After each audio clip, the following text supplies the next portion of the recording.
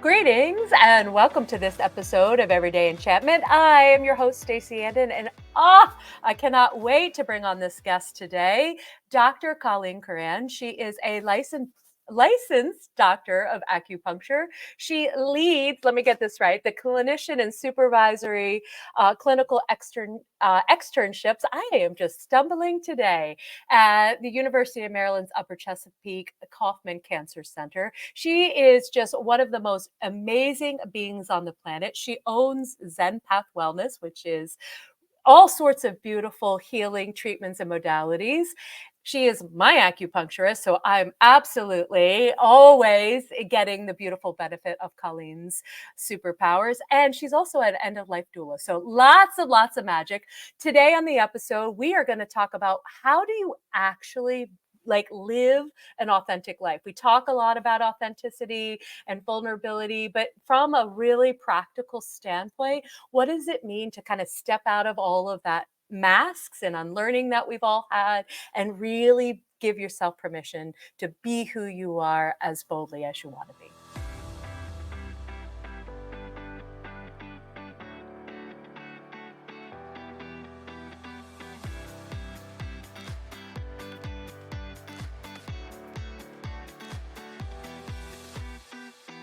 Welcome. I never stumble over all the things, but you have such an amazing bio. For some reason, my lips couldn't keep up with my head as I was introducing you. A lot of words. Maybe I should just say overall badass of, magical energy modalities, and we'll just start there. For that. Yeah, absolutely. So, you know what is so interesting to me when we start talking about authenticity, because it's out there all over the place, right? How do people become who they want to be and all of that kind of stuff? I think that, again, there's so much swirling around. Where do you get started? If somebody's listening and they're like, okay, how do I be a little bit more authentic, or what does that mean to me? What would you offer them? Well, as an acupuncturist, the first thing that comes to mind is how that person is living in their body. Ooh, yeah, that's a really good one. So, someone coming to me for, let's say depression. I, Mhm, I know what the diagnosis is for mhm. depression, but I don't know what that actually feels like or looks like for the person that is telling me that they have depression. Yeah. So, yeah. So I love that. So it's a coming back in, because again, we get so comfortable with labels. I am depressed, or I am this, or I am that, right? Even me who's seen you for okay, I'm going through all this gallbladder stuff. But you're right. It's like, what is our personal bodies message, energy systems? What is it telling us? What is it sharing with us? How does it want to be expressed? Because I think, right, we could read lots of different books. I mean, using your depression as an example, you could read lots of books about how you should fix yourself and what you should do, but it disconnects you from this beautiful body of wisdom that you have right walking around with you, that most people don't tap into the way that, again, hey, you got access to all the answers right here, but we all kind of go out and search for it instead. Exactly. Yeah, So, not so much the external, but just getting to know the energetic of how depression right. moves Would move. in your body. Yeah. So this idea, right? Do you find that so many people, because you treat lots of people, even whatever the diagnosis is, a lot of people are kind of finding themselves kind of out of alignment with themselves these days? Um, can you speak into that a little bit more?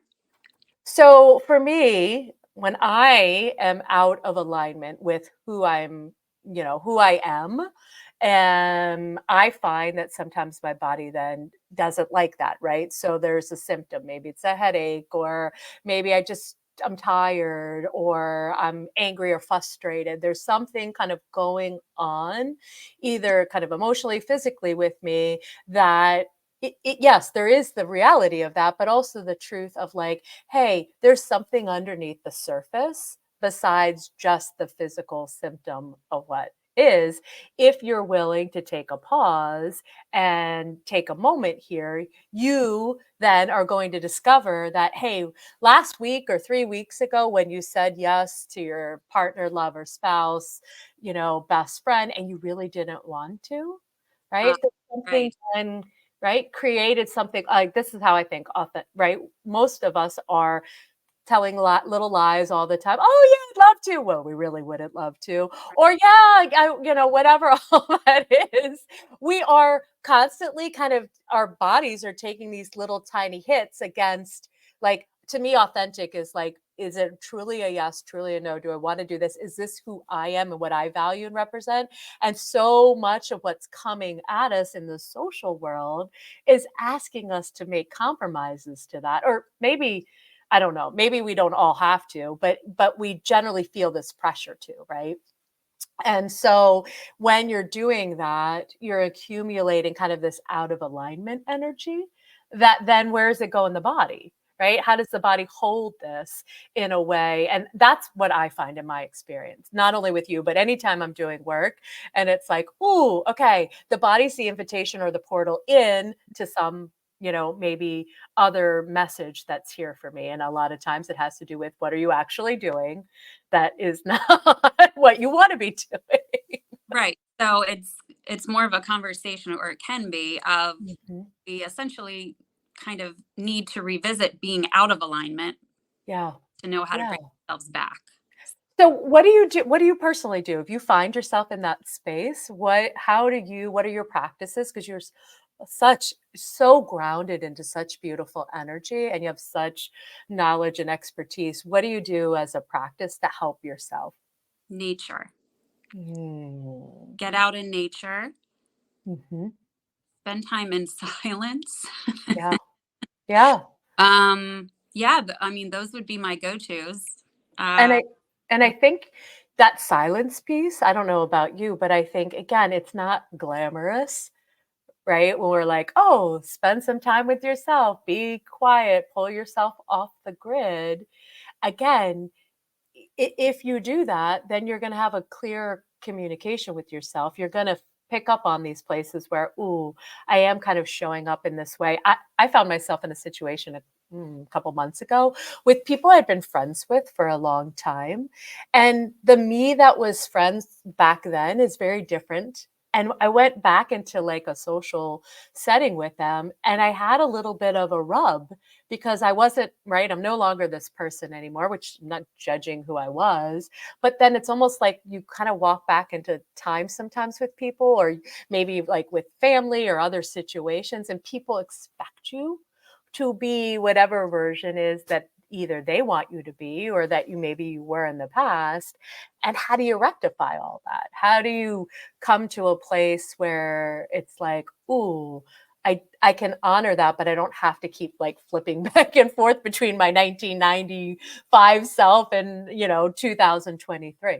well, I mean, it could be a lot of fun too. The outfits, definitely the costumes, right? You could go back and you could rock some 90s, vibe, which would be fun. Or revisiting just the energetic of maybe that person, if there Yeah, was some, positive attributes to that. Um, absolutely. but yeah, kind of going back and forth. Absolutely. So I have another thing that I want to talk to you about too that's kind of related to authenticity. So and I know that you do work with so many people around this because I know you do it with me. When you're in these transitional spaces, right? So this being who you want to be, being true to that, it shifts and changes, right? Just like our environment around us, the world around us, we don't stay static the entire time in our lives. But when we're going from one place, right, wherever who we were, what we felt was, the thing, and then all of a sudden that doesn't feel true anymore, we kind of find ourselves in these like liminal spaces, transition spaces. And I'm just curious what you think about that. Like, how do you navigate a place where, again, you're not quite all the way grounded into this newer self, but you're still like kind of straddling both things, both selves almost, right? Like Hmm. it's kind of like the in between, like, when it's a little hot and a little cold, it's not quite summer anymore, it's not quite fall anymore, but what the heck is it when it's in your personal life? What do you Right. do? How do you navigate those kind of spaces? I would say what came up to me was in nature, it's like bearing witness to the sunrise. It's like the Mm, yin and yang. It's like that in between, bearing mhm. witness to the sunset. Ah, Day is ending, and so that's just what came up for me. I Just absolutely bearing love witness. that. What do you find? Do you go to the water when you're in Mother Nature? Do you go to the trees? What is your go-to? I'm a big water person. Yeah. And what is the what like do you commune with it? I'm just curious. Tell us we're all curious what your practices are. I mean, literally, like sitting on the dock Mhm. and just sitting there in silence. um, and connecting with the sun, Yeah. solar energy. Um, Water is just very transformational, and it can do so much. It can fill any container. It can wear away rock. Uh, Mm. you can look down and not see the bottom. And it might make you a little uneasy, but knowing that there is a bottom, that whole story about faith, having courage. Mm. So that's in the five element acupuncture setting that I practice. It's all very nature based. I love that.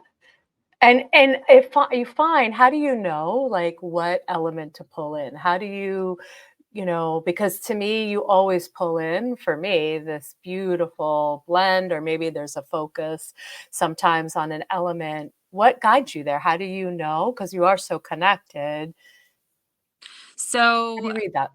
we try to seasonally treat. So if in Mm. autumn, then we Mhm, try to attempt to relate some points to this, the season of letting go. mhm, And then also in the moment, we have something called, the Chinese clock. So it's 2-hour periods throughout the day where certain organs, systems, and elements are working a little bit. Um, they're a little bit more accessible. So then we'll mm. points based on that as well. That's so interesting. I knew nothing about this Chinese like organ clock. And years ago, I was with a group of people and I was saying that my husband was having insomnia and it was always like the exact same time in the middle of the night. And somebody said, "Oh, have you looked up what organ that is?" And I was like, "No, I know nothing about this. Do tell, share, let me soak up all the wisdom."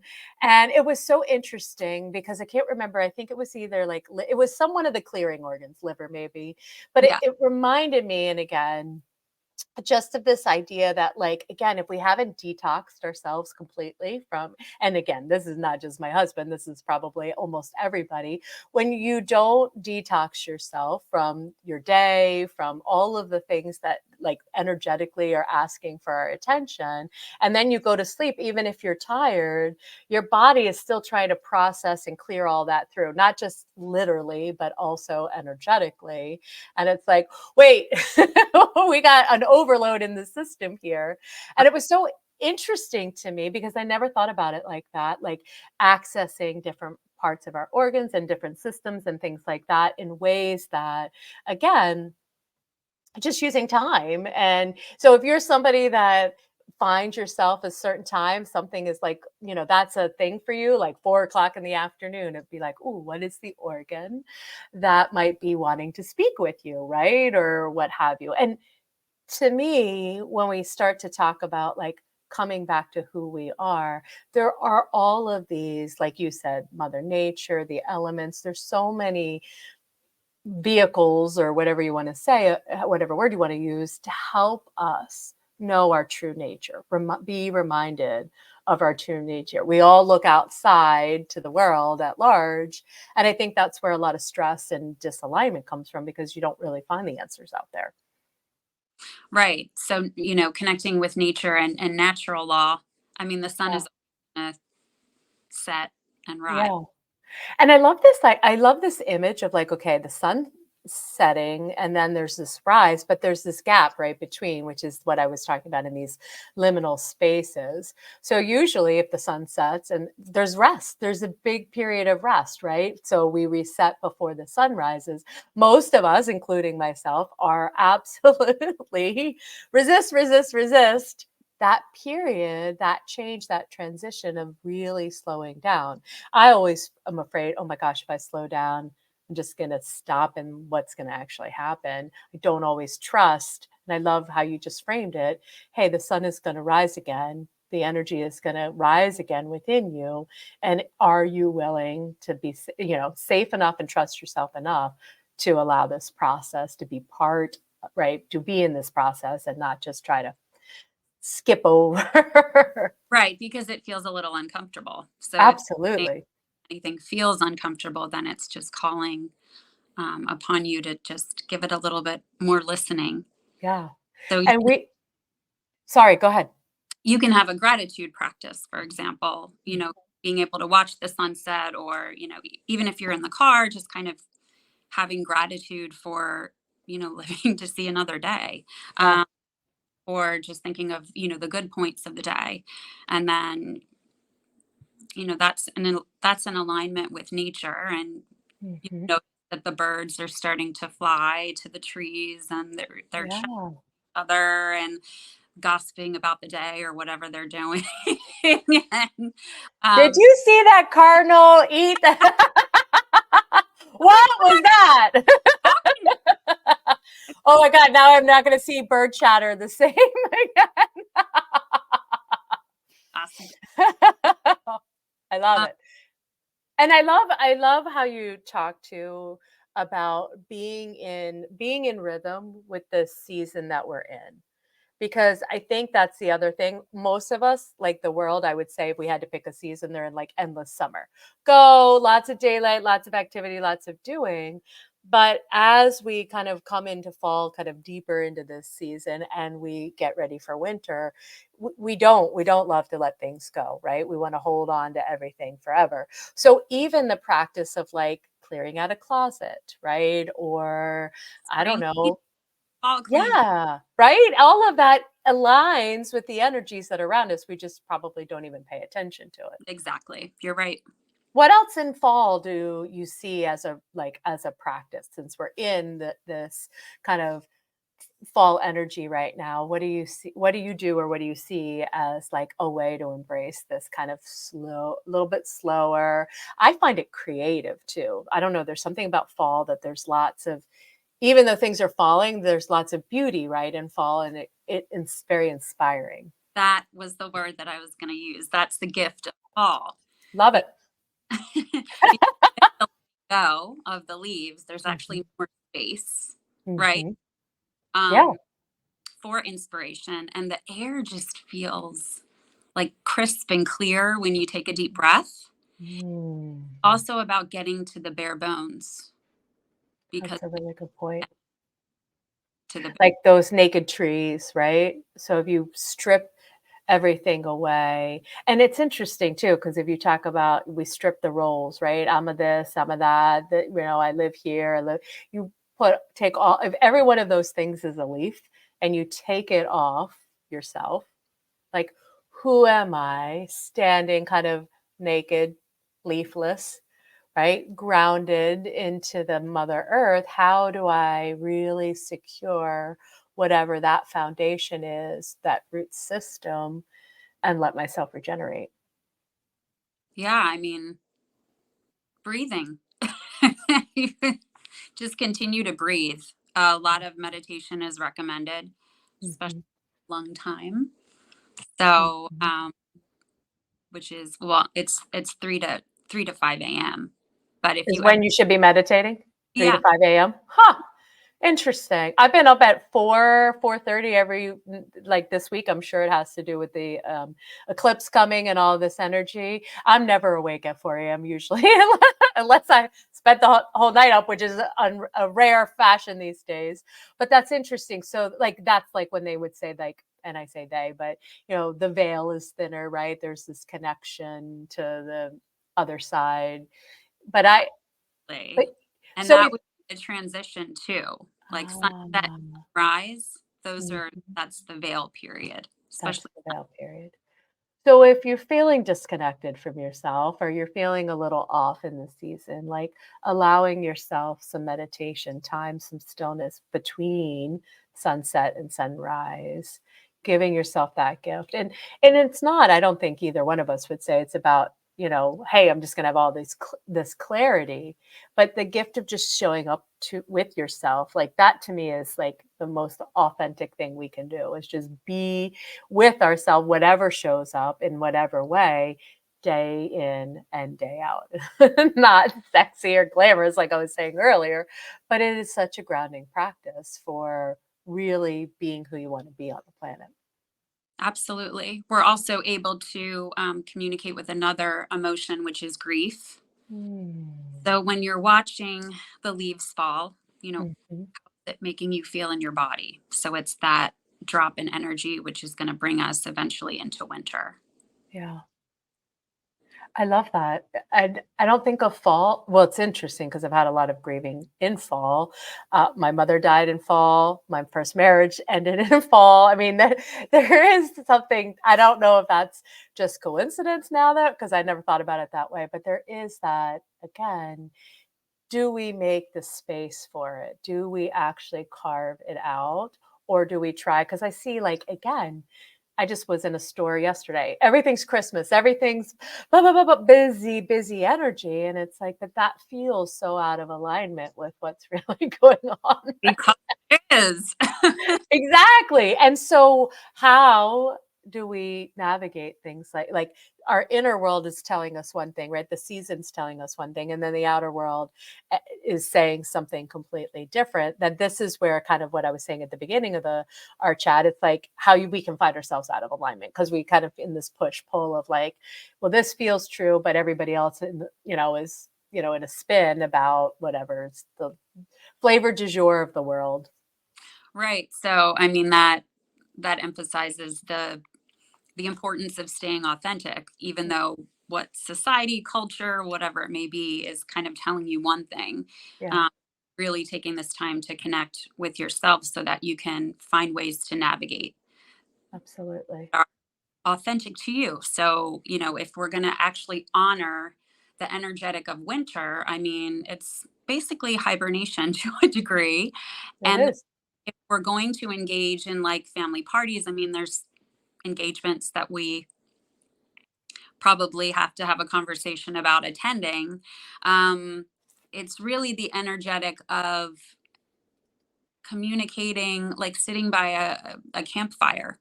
Mhm. It's that kind of one on one engagement. Yeah. It's not, "Let me fill up my time like, my dance card as full as I can possibly Right. fill it."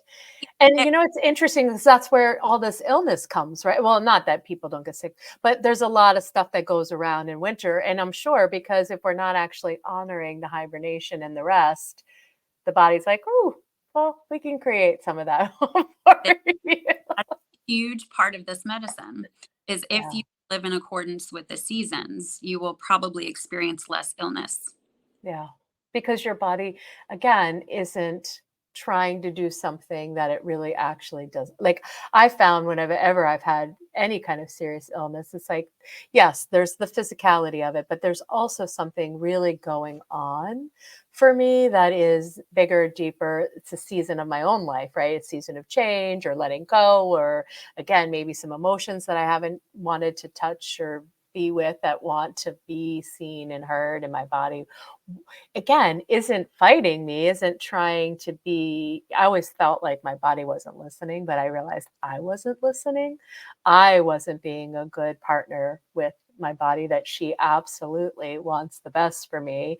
And it can do as much as what I will, allow or what I want to do with her right back. So it's this like, again, this whole different kind of like the inhale and the exhale, this instead of me just saying this is what I want you to be able to do, it's like no, this is how do we do this together.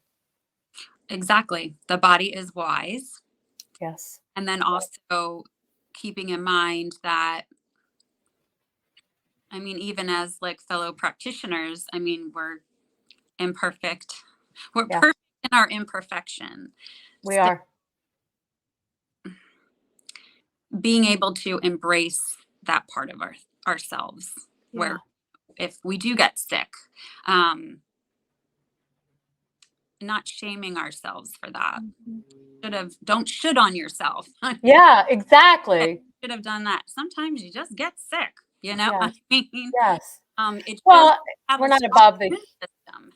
yeah, we're Yay! not above the humanity of it. You're right, absolutely. And I don't love this like, oh, well, I called this upon myself either. Right, Like this, like there's always a reason. Sometimes there just isn't a reason. Hey, you just somebody coughed on you at the airport or whatever the case may be, and you caught it. right. Yay, Like and we don't have to make it mean some, what have you. right. Yeah. So that's another just really important conversation to have What do with. you think? Yeah. What do you think is the like, because you've seen so many people over your career so far, you've done this work, like what is the message that kind of or some of the themes that like without thinking of like a specific person that kind of come through like because to me like those are messages for humanity, right? Like what you're seeing over and over again. Like for me, I'll give you an example as you're thinking. One of the things that comes through almost always with everybody I talk to pretty much and anybody who ever works with me, it's like you can't mess it up, right? This idea that there's a right way.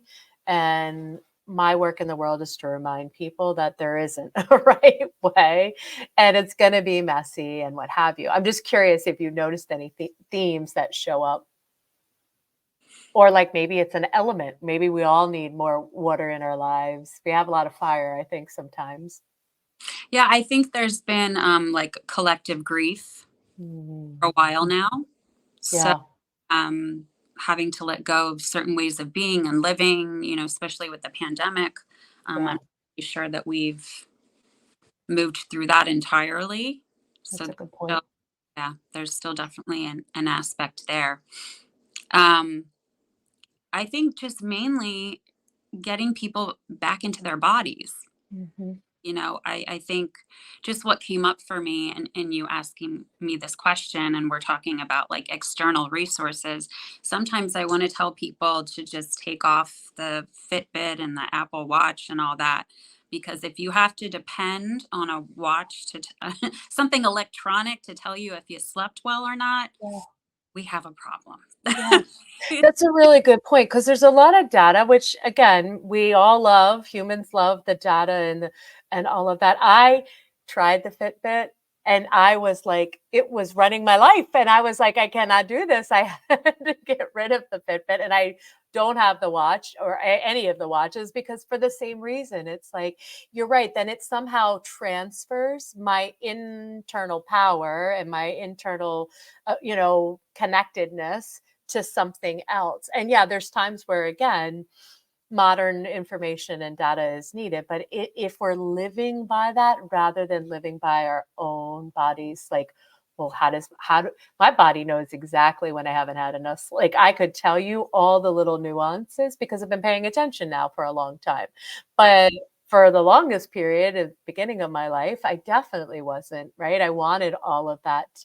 It's like there's something outside of us that knows better than our body. And it's like, yeah, that's the biggest lie on the planet. Right. Yeah. So we all know where AI is heading. It's just Yeah. Yeah. I'm going to be curious about how all of that. That's like a series for a podcast to talk about AI. But yeah, we do have to be, I think, we have to have awareness. We have to have this connection to ourselves. And embodiment to me is the thing that most of us have resisted. Like I know in my own journey, my mental work, my spiritual work, that came first. The body stuff came last for me. It was the hardest place. And I think for me personally, because it didn't always feel safe to be in my body for the life and the experiences that I've had. And I think a lot of people have that, right? There's been some disconnection that was very real for them and very traumatic. And then to come back in feels very, very, very like tender. And abs- so having like a support. Like to me, I love acupuncture. I'm not looking for it to fix me. I'm not looking for it to do, I'm looking for it to enhance my connection with myself. It's the portal, it's the invitation for that. It's not the thing that is right creating it. It's me in partnership with it as a, Using as a mode. acupuncture as a tool. Yeah, exactly. So, anyway, my beautiful friend, this has been incredible. I love talking seasons and authenticity and you name it, all the things. If people want to dip into your world, if they're local, but you do things that are like, again, all across the globe with AccuSeeds, which are, I'll let you speak a little bit to that. People can get connected to you. How do they do that? They can go to my website, Yes. zenwellness.com. They can send me an email, zenpathwellness@yahoo.com. I'm Yeah. also on Facebook. So. Yeah. And again, I love this idea of it being the portal, it being the like tool, whatever that is, finding ways, Mother Nature, the elements, all sorts of healing modalities out there to help come back into who am I? What is it?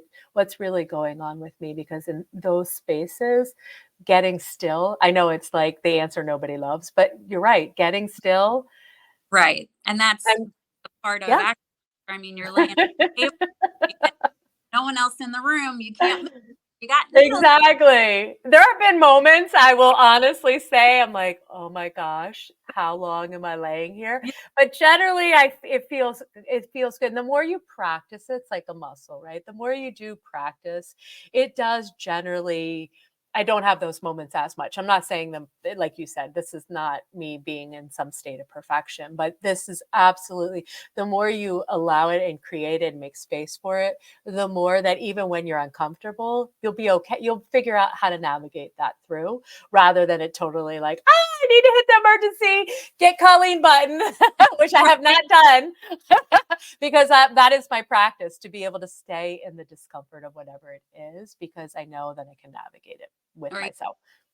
what areas of the body, where acupuncture needles have been inserted, like here's a great place if Yeah.